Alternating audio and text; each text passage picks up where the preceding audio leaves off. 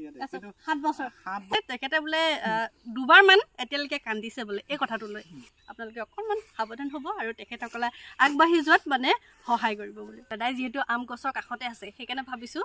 আম গছৰ বিষয়েও অকণমান আপোনালোকক জনাই দিওঁ মই জনাৰ লগতে মানে ভিডিঅ'টো তেখেতৰ দেখা পায়ে থাকে কিন্তু মোৰ ভিডিঅ'ত আজিলৈকে দেখা নাই ন তো সেইকাৰণে ভাবিলোঁ দেখাই দিওঁ অকণমান তো আহক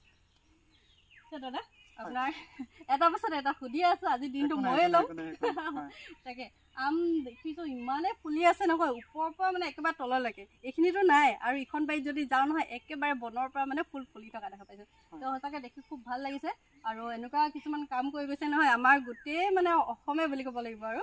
আপোনাক ধন্যবাদ জনাইছে বুলি ক'ব লাগিব ইমান ভাল ভাল কাম কৰি যোৱাৰ কাৰণে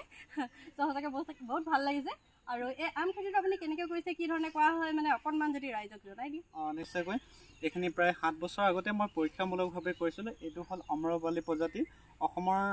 মাটিত আৰু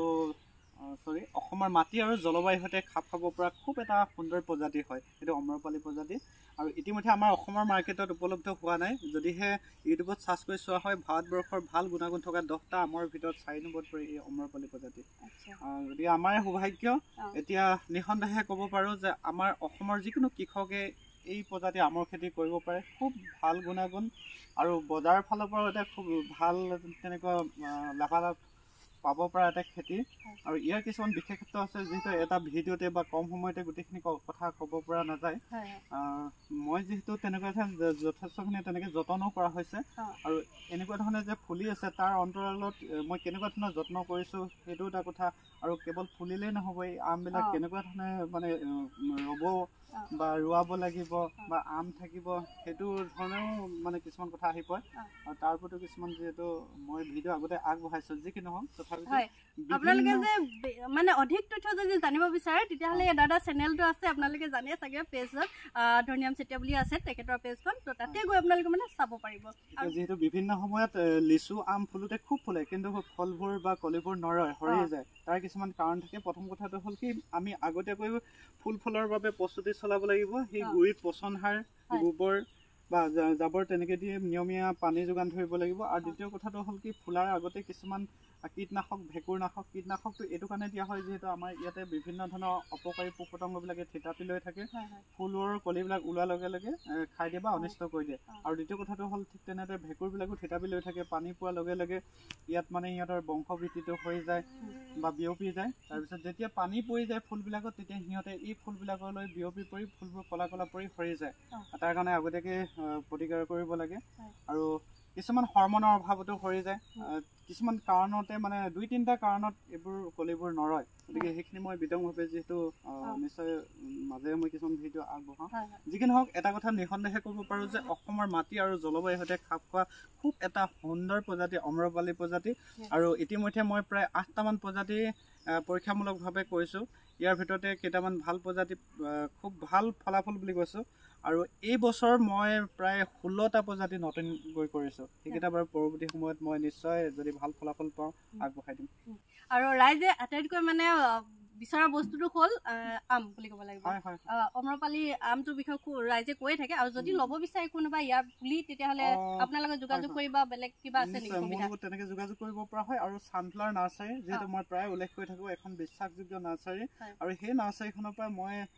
আনি ৰোপণ কৰিছোঁ এইখিনি বাৰু প্ৰথমতে মই নগাঁৱৰ পৰা আনিছিলোঁ এইখিনি ভাল ফলাফল পোৱাৰ কাৰণে সামাজিক মাধ্যমৰ জৰিয়তে মোৰ ছানফ্লাৱাৰ স্বত্বাধিকাৰী নিজু গগৈ দাদাৰ লগত চিনাকি হৈছিলে আৰু সেইতে তেখেতৰ পৰা মই বিভিন্ন ধৰণৰ ফল মূলৰ পুলি আনিছোঁ আৰু খুব ভাল ফলাফল লাভ কৰিছোঁ গতিকে নিঃসন্দেহে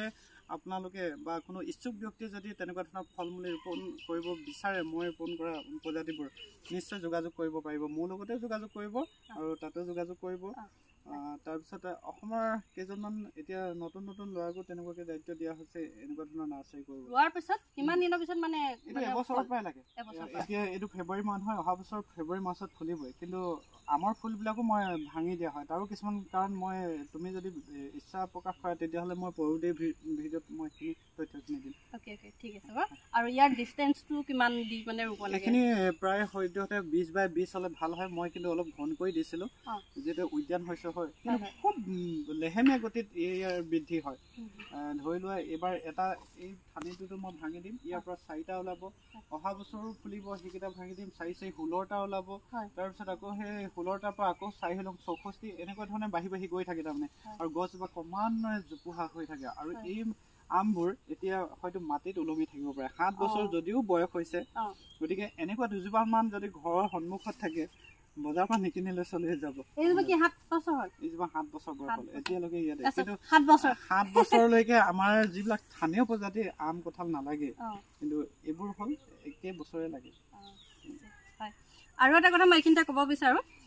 যদি ৰাইজে কোনোবা আহে চাবৰ কাৰণে ঠিক আছে আহিব পাৰে অহাটো কোনো প্ৰব্লেম নাই অহাৰ পিছত নিজে মানে যিকোনো বস্তু হাত নলগাব কাৰণ তেখেতসকলে বহুত কষ্ট কৰি এই খেতি কৰিছে যিসকলে কৰে তেখেতসকলে গম পায় তো সেইকাৰণে আপোনালোকলৈ মোৰ চেনেলৰ জৰিয়তে এটা সৰু অনুৰোধ থাকিল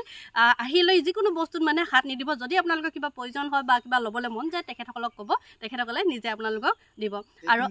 ল'ৰা ছোৱালীৰ দৰে ডাঙৰ দীঘল কৰি খুব যতনে ৰাখি থৈ দিয়া হয় আৰু আচলতে টকা পইচা সকলো নহয় কিছুমান যিটো মানসিক মানে শান্তি পোৱা যায় নিজৰ কিবা এটা সৃষ্টি বা যেতিয়া সফল হোৱা হয় সেই বস্তুটো খুব যতনাই মানে মৰমত ৰখা হয় যদি সেই বস্তুটো নুসুধা নুপুচাই যদি ডাইৰেক্ট হাত দি দিয়া হয় বিশেষ আহিলে তাৰমানে এনে এইটো নহয় যে আমি আচলতে যদিও এনেকুৱাবোৰ কৰ্ম কৰিছো নিজে জীয়াই থাকিবৰ কাৰণে নিজৰ কিবা এটা সৃষ্টি আনক দিও কিন্তু বহুত সুখী হওঁ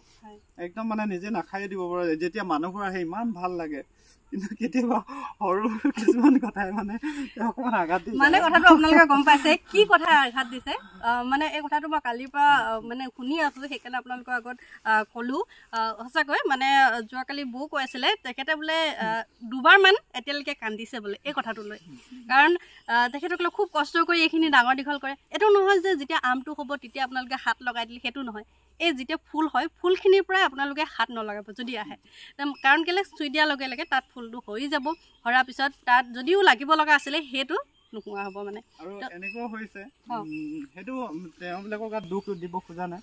সঁচাকে চবৰে চুই চাবলৈ মন যায় মৰমত চুই চাবলৈ মন যায় কিছুমান এনেকুৱা আছে যে সিহঁতে আকৌ মানে মুঠতে খাবৰ কাৰণে ডাইৰেক্ট ছিঙি দিব মানে কিছুমানে মৰমতো চুই যায় মৰমতে যোৱাৰ পৰা এতিয়া মোৰ যেতিয়া ডাঙৰ ডাঙৰ আমবোৰ ওলমি থাকে কিছুমানে ফটো তুলিবৰ কাৰণে এনেকুৱা ধৰণে উঠাই লৈ তেতিয়া ঠাইটোতে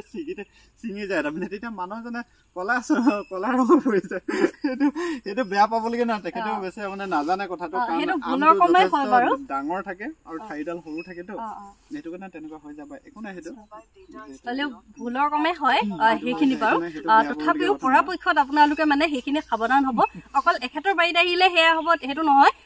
যিকোনো মানে য'তে নাযাওক আপুনি নিজে ভাবিব যেতিয়া ঘৰত এজোপা ফুল ৰৈ ফুলৰ যেতিয়া এপাহ ফুলে যদি কোনোবাই ছিঙি দিয়ে আপুনি নহয় বেলেগে যদি ছিঙি দিয়ে তেতিয়াহ'লে চাবচোন কিমান দুখ লাগে তো সেইকাৰণে ক'লোঁ তেখেতসকলেতো বহুত দিনে ৰাতিয়ে কষ্ট কৰে তো সেইকাৰণে আপোনালোকে অকণমান সাৱধান হ'ব আৰু তেখেতসকলে আগবাঢ়ি যোৱাত মানে সহায় কৰিব বুলি তো ধন্যবাদ